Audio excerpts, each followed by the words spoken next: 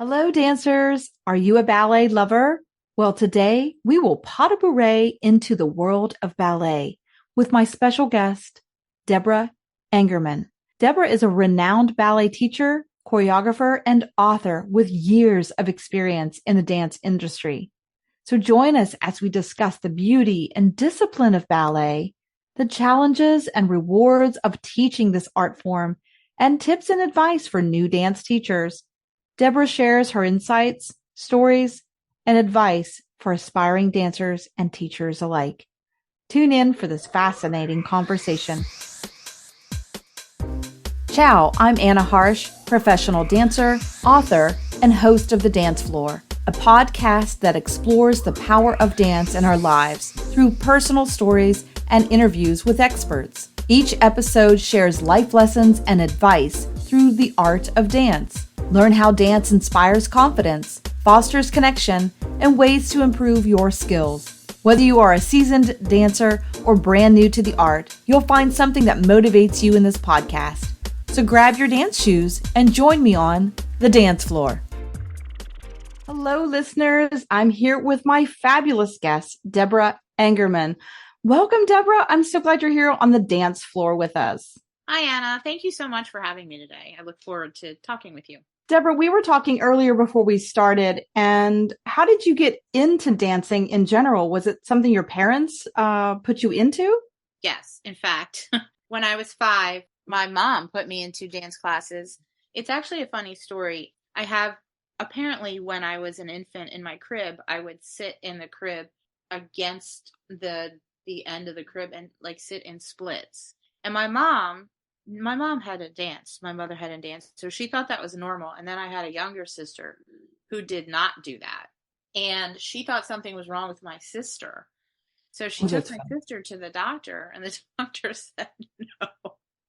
She said, it's Deborah, who is really unusual. You should put her into gymnastics or dance because she'll probably be successful because she's so flexible.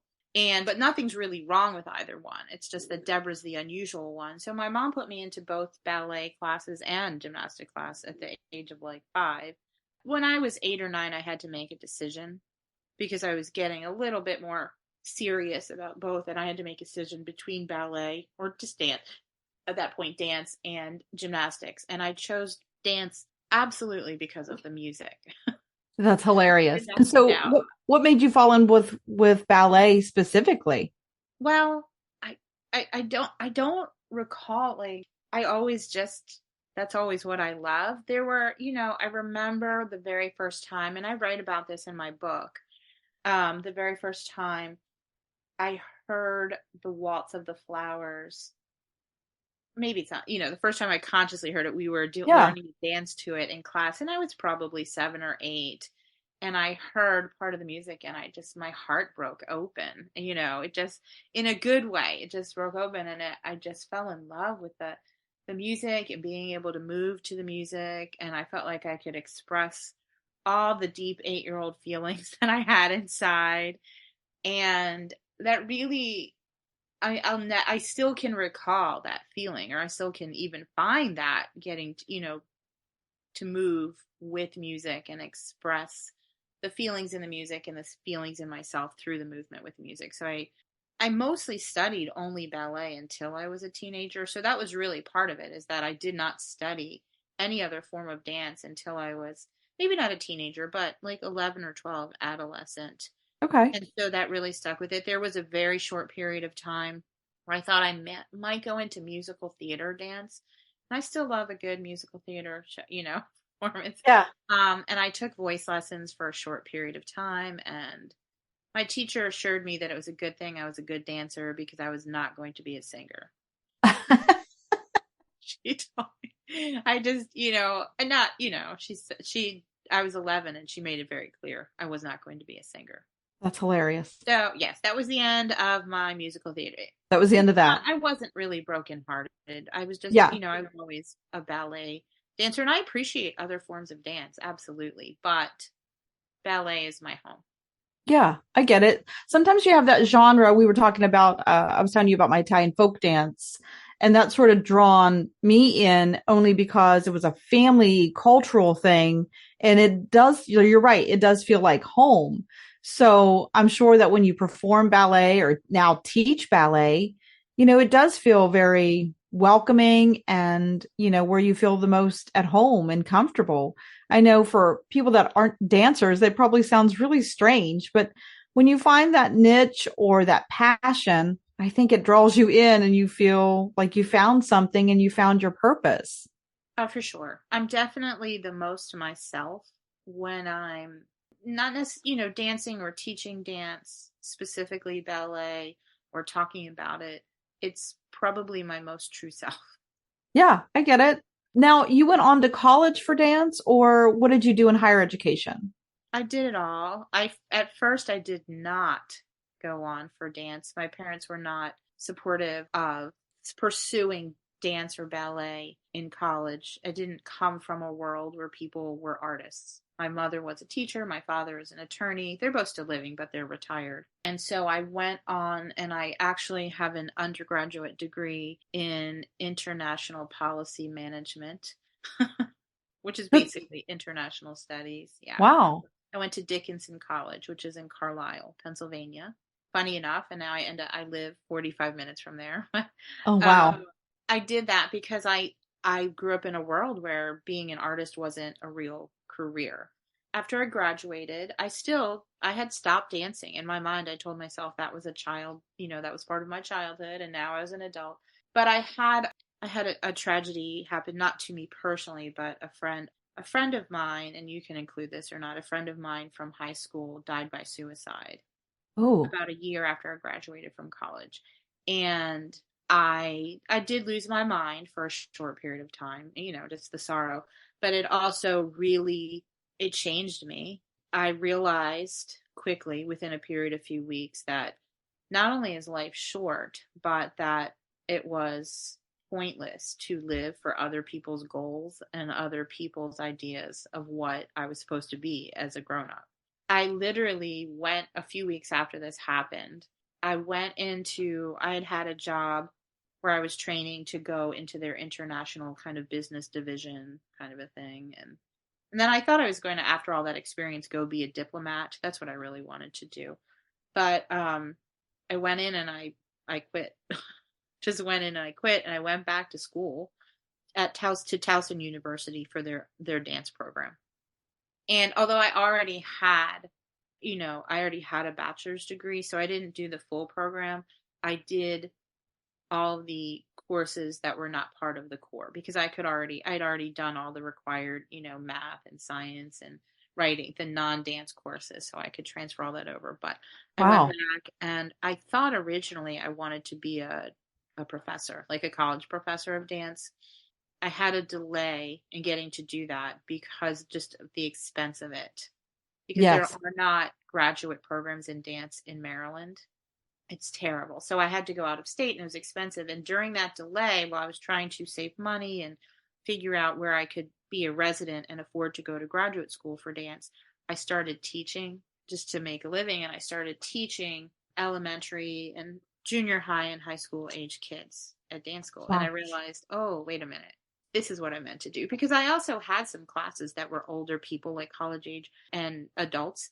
And I realized, no, I much prefer to teach the 14-year-olds, which is unusual. Yeah. But For most teachers, it's like, right. I actually learned. And so in some ways it turns out, it was a blessing in disguise that I couldn't afford to go to graduate school right away, because I learned during that year or two that I thought was just going to be a deferment of graduate school.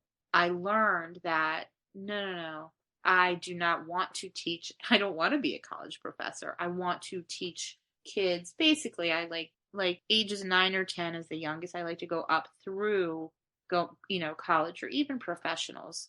But the college thing, it wasn't, I didn't love that teaching that age group as much as I thought I would. And I wouldn't have known if I hadn't had that delay. wow. It's amazing that sometimes in our life, something that will impact us greatly really changes the course of our lives. So that one instance, that one moment, that one whatever event will change your mind, change your path. And sometimes, even if it's unfortunate, maybe it awakened you to take the path and journey that you needed to. It definitely did. I mean, it was, obviously it's a horrible tragedy, but it made me, there was a little bit at the time of also wanting to honor my friend and Right. live a more authentic life that Right. really, I wasn't like a miserable person before, with a different career, but I wasn't really doing what, again, was my authentic calling in life. Deborah, what do you think for new teachers out there? Because you have so much experience teaching in different ages. What's some advice or tips for new dance teachers or even ballet teachers specifically that you would say, listen, this is the best advice I can give you, or maybe the best advice you receive? Okay. Wow. Can I give more than one thing? Can I give Absolutely. We love more than one. Well, number one, I would say make sure that you get an education in whatever form of dance you want to teach. So, and I think that speaks for itself. Make sure you get an education. Be ready. Whatever form of dance you want to teach. Also, please, I recommend getting an education in teaching. That helped me a lot when I went back to Towson University. And I didn't study dance performance. I studied dance education and teaching. And I took classes not only in the actual technique of dance and ballet, but how to get that message across. In teaching and how to teach in education and developmental psychology a little bit and that kind of thing. And that I'm absolutely a better teacher for having had an education not only in the technique, but in how to teach. And I recommend that highly. I also believe you need to teach the group in front of you. That's a big thing. Most schools will have some sort of curriculum or syllabus, and I'm not saying that you can't follow that. You should do whatever your job requires. However, you also need to be very aware of the students standing in front of you because different groups will have different needs. And what one school will call intermediate level will be absolutely different than what another school calls intermediate level. You need to learn to see who's in front of you, understand them, and read them so that you're teaching not only the technique, whether it's ballet, for me it's ballet, but whatever form you're teaching not only the technique, but you're teaching the human being standing in front of you. You're paying attention to who they are and what they need. I believe that is really important. I also would tell people to stick to your guns to a certain extent, maybe not to an extreme, but if you trust and you're being honest with yourself that you have the education in the technique and in the teaching. If you, and you've really done your research and you believe in the methodology that you're using to teach and you've had success with it, maybe don't kowtow to commercial success and what sells as much. Do what you know, do what you believe in, and you will be more likely to find yourself in the best place for yourself. I agree. And it's always challenging when you first start teaching. You feel like you know what you're doing, but you don't, and so you're always sort of spiraling every time you walk into a studio to teach. But I would say for new teachers, it does get a little bit easier because it becomes a little more familiar. And I would have lesson plans. And then as a more experienced teacher, I'm like, those kind of went out the window because, like you said, you have to teach the students that are in front of you. I would say that you just reminded me of a younger teacher. Find a mentor or two or three. I am more than happy, and I have this happen a lot. I'm more than happy to have younger, less experienced students ask me for advice or run things by me. I have that occurs in my life frequently. I am happy to answer any questions or offer any advice to younger teachers. I don't necessarily always have the right answer, but I'm happy to do my best. And I definitely recommend that less experienced teachers find mentors. I definitely did when I was younger. Yeah, I agree. Sometimes, if I'm not sure of something, I will think of somebody. I know certain people who have more experience than I, or whose teaching I admire tremendously, and I will reach out to them. Right. In college, I used to take a lower level of ballet class, not so much for the technique, which was great, just have an extra technique class, but purely for the fact of to watch my professor teach a class. to experience, how does she explain this? How does she, teach this? Or when problems arise in class, how does she handle that? So sometimes as a college student, I was like already thinking what you were saying. I want to watch my professors teach different kinds of things so that I can take notes and go, oh gosh, that was really great what he or she said. I want to implement that when I teach. That's so smart. I was not smart like that. Well, when I was in college, I didn't think, believe it or not only did I not think I was going to dance, I didn't think I would ever be any kind of a teacher. Funny enough, I was never going to be a teacher. That's what I thought when I was young. Oh, that's funny. And I had professors who would write, they'd grade a paper and at the bottom they'd write, you need to be a teacher. Not even just of dance. They said it's who you are. It's the way you approach the world. And I thought, well, they're just crazy. They're just crazy. I don't want to be a teacher. I would be a terrible teacher. And then while I was in school, we had a dance company at the school and we had company class. The head of the dance department basically forced me to teach company class a few times. And so they're forcing you on your path that you need. Yeah. Oh yeah. She created a situation where I had no choice but to teach it for a few weeks. And within 15 minutes of the first class I ever taught, I thought, oh, maybe I am a teacher. I thought the light bulb. Yeah. So I did. It's funny until that moment, and that was my senior year of college. That wasn't early in my college career. I did have a light bulb moment. Now, I then again walked away from dance, like I explained for a while. I walked away from dance altogether. But just the idea of being a teacher didn't even seem like a remotely possible idea to me until that moment. Yeah. Oh my gosh. Deborah, we're going to take a quick commercial break and we get back. Let's talk about how you build that confidence. Like you said, it was challenging at first. Maybe you didn't even think about being a teacher. And then now you're this amazing, confident teacher out there. So when we get back, let's talk about how we can gain more confidence while teaching and maybe while performing. We'll be right back with Deborah Engerman. Are you ready to take your dance skills to the next level? Do you dream of performing on stage in front of a live audience? Well, now's your opportunity. Allegro Dance Company is always looking for new dancers to join our group. We're seeking talented, passionate, and dedicated individuals who are ready to showcase their skills and make a name for themselves in the dance world. Allegro has been entertaining audiences for over 30 years with dynamic showcases of authentic Italian folk dances, along with jazz, ballet, and yes, even a touch of ballroom. We're known for our high energy performances and innovative choreography. So what are you waiting for? Join Allegro today and be a part of history. Contact us on our website, allegrodancecompany.net, or stick around and chat with us after this performance. Don't let this opportunity pass you by. Dance with Allegro. Welcome back, everyone. We're here with Deborah. She's sharing all kinds of teacher tips and her story of how she got into teaching ballet specifically. But sometimes as teachers, especially new teachers, or even as dancers, when we're performing on stage, we've been losing that confidence. How do we gain some confidence? Or maybe how do you, get confidence when you're teaching?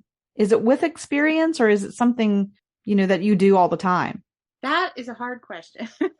I will say I'm definitely a more confident teacher than I was 20 years ago. However, I was never, I have to be honest, I was never a terribly insecure teacher. I have been pretend teaching since I was like 3 or 4. I have my stuffed animals, whether it was a school teacher or I was pretending to teach them dance. I was always teaching, I guess, teaching myself new things, just always inquiring and curious about whatever. And so I'd always ask questions and that sort of thing. So I guess that's always been inside of me too. Like I always knew that I would be a teacher of something, whether it's school or dance or something. But I see a lot of dancers that struggle with confidence, even performing on stage. And usually what I tell them is, you've already done this 1,000 times in class. It's just like class, but now people are going to be out there clapping for you. Especially young dancers. Yeah, I do have some things. I mean, I do have certain things that it's not to say that I'm 100% completely confident of everything I do. Right. So there are things that when I have those moments or when I have a student who is really struggling that I can tell them, or things that I tell myself. One of the biggest things that I tell myself and I tell my students is that feeling like something's difficult or a struggle or feeling insecure does not mean that something is wrong. Just a feeling or an idea that we're telling ourselves. And it's just our brain's way of kind of bookmarking that moment, and that having that feeling is completely okay and doesn't have to stop us from moving on whatever path we're on. So that it's okay to feel, whether we feel insecure or like we're really struggling. We can imagine we have a little pocketbook and just put that in our bag and carry it with us as we do whatever. That it doesn't, I think sometimes not only young people, I think adults have this, oh my gosh, I'm so afraid I can't do this. And Right. I try to say, yes, you're so afraid, and that's completely fine. And you can do the same thing while you're afraid. When I'm nervous about something new, let's say, or I'm not so confident, it usually means for me that I'm on the brink of doing something bigger, something that has challenged me, but I'm going to succeed because I'm already pushing myself outside of my comfort zone to do something that, is new or not usual. Yeah, that. I also, and this is just a silly little trick that I tell myself, but whenever whether it's insecure or have any negative feeling about any event that's happening that day, I think about whatever time that night that I'm back home sitting on the couch or going to bed, and I tell myself, like, this day will not go on forever. Right. It's temporary. This day or whatever event, whether it's being nervous about teaching because you don't have a lot of experience, or it's a new class, or just anything that you anticipate will be negative, certain doctor's appointments, whatever it is, or a meeting. Sometimes you have to go and meet in a meeting that there'll be conflict. Right. I do remind myself sincerely, it's a little trick I do, but it helps tremendously. Like, this will not last forever. And at 11 o'clock at night, I will be back home sitting on my couch with my doggies.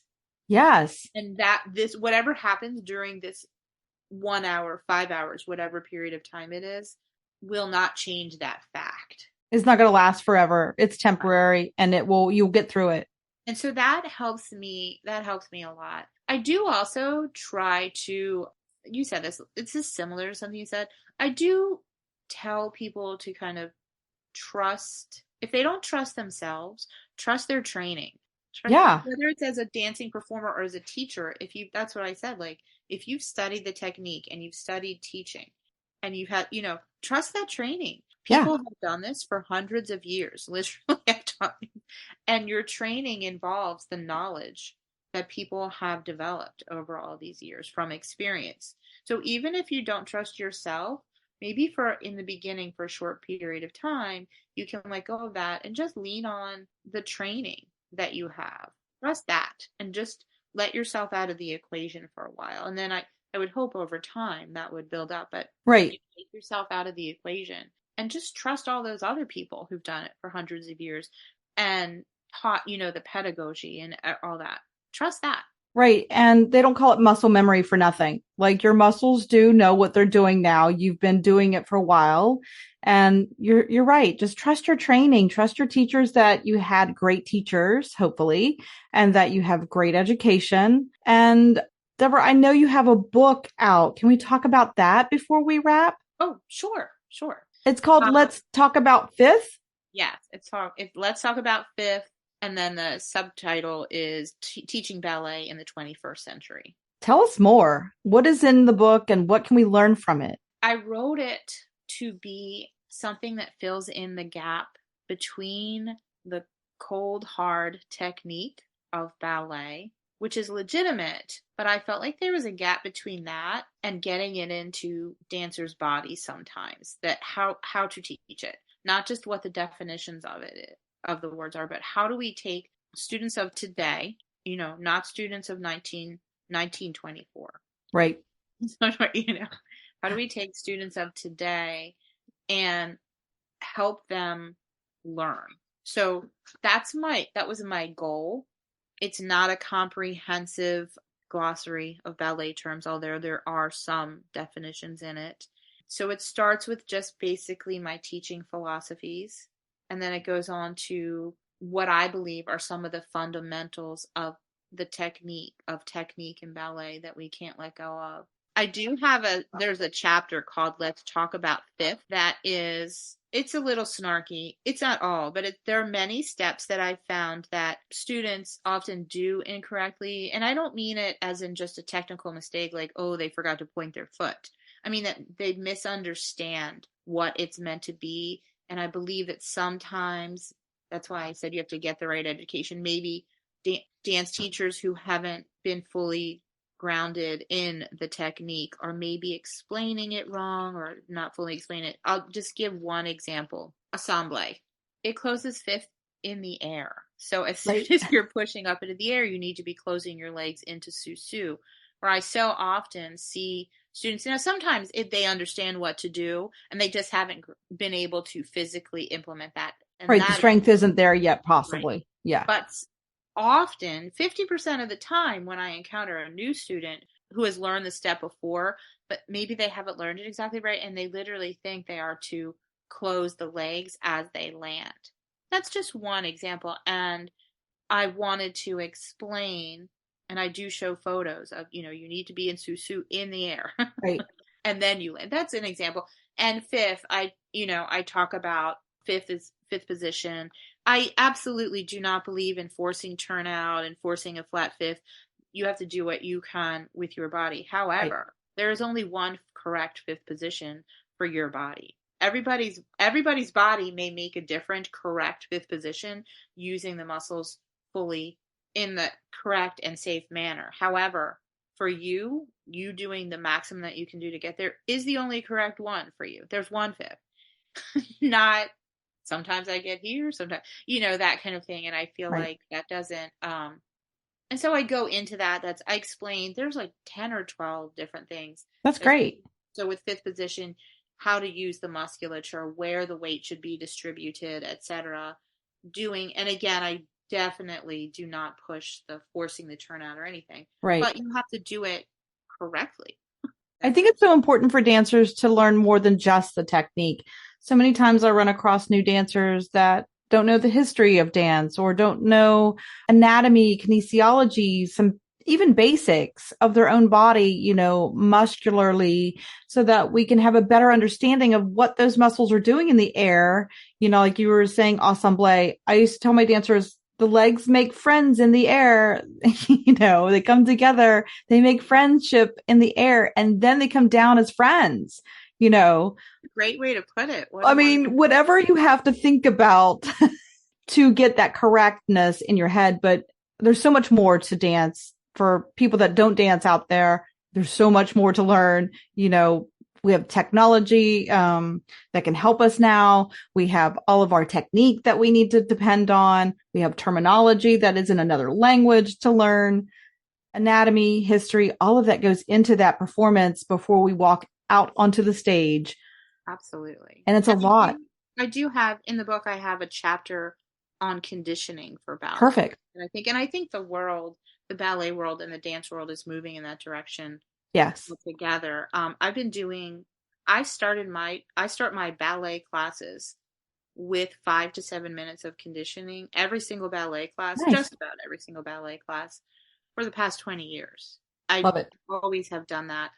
Even if I'm teaching young kids, they're very basic things they can do up to the more complex things. And that stays with them forever. Then I know a lot of students that are grown up now, married and have kids and like, Miss Anna, I'm still doing your abdominal workout. I'm still doing your whatever workout. And it's nice to hear because you're giving them that foundation that not only outlasts their ballet technique or their dance career, perhaps, but it's good for their whole life. And they're teaching it to their kids or the next generation. That means you made an impact and made an impression on their lives to change their lives, Deborah. That's huge. That's huge. Yeah, it is. It is good. So I do, I included that chapter on conditioning with their instructions and photos to multiple conditioning exercises. And then I have a chapter on ballet combinations.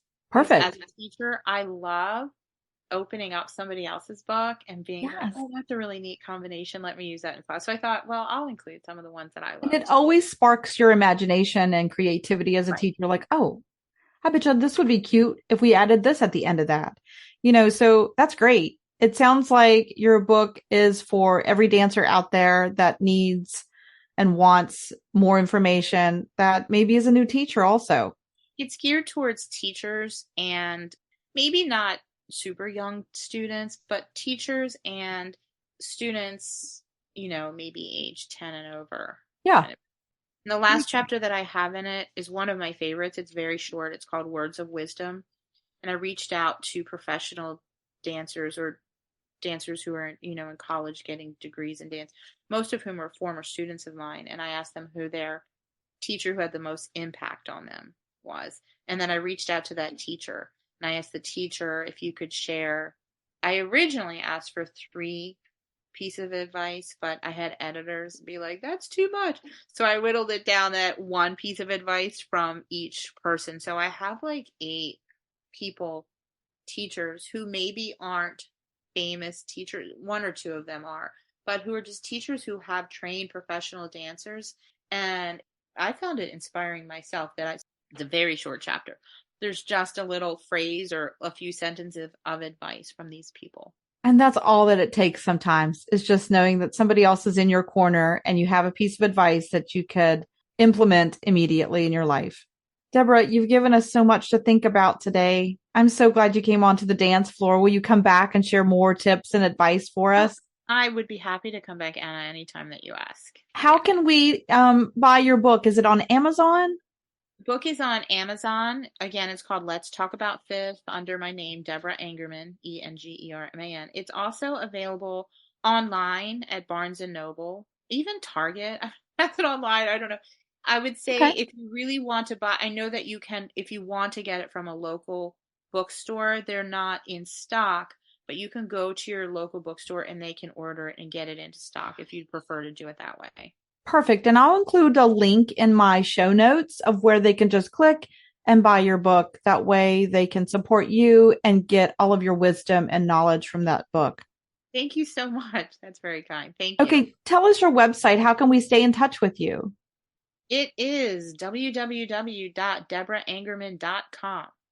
Perfect. Now I'll include that also so everybody can see your fabulous website and learn more about you and all of your teaching and your classes. And do you also travel to teach? Can you teach on Zoom? Do you do workshops? I'm happy to do Zoom classes, when I have time. Absolutely. And I love to travel. I'm happy to travel if people want master classes or workshops in ballet. Basically elementary through professional. I work with professionals, ballet, point, conditioning, variations. Perfect. I'm happy to travel if people want me. I have more time to travel in the summer than during the school year, but absolutely, I'd love to travel.